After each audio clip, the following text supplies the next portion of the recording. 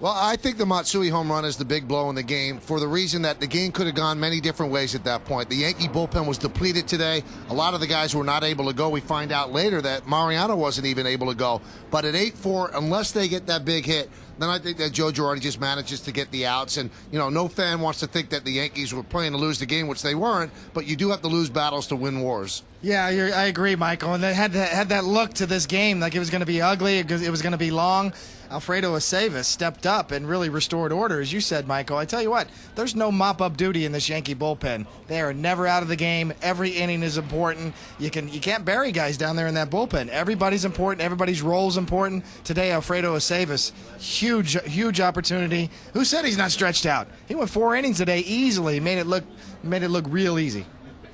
He's really unbelievable. You don't want to throw superlatives at a guy who doesn't throw superlative stuff, but sometimes it's the brain that is just as important as the arm. His stuff is good, David. It certainly doesn't warrant the way he dominated today. He's a really smart pitcher. Well, he is, and it certainly, when you look at his fastball, it's average around 89 to 91 miles an hour, but he cuts it. He manufactures movement. And I tell you what, Nancy, when I chart the pitches or I look on my computer during the game and the breakdown in pitches, and I've never, across the board, Alfredo Aceves is the most unpredictable pitcher on the Yankee staff. I mean, there's 14 fastballs, 13 changeups, 12 breaking balls. I mean, he's completely unpredictable, and he'll throw 4 or 5 different pitches at any time in any count.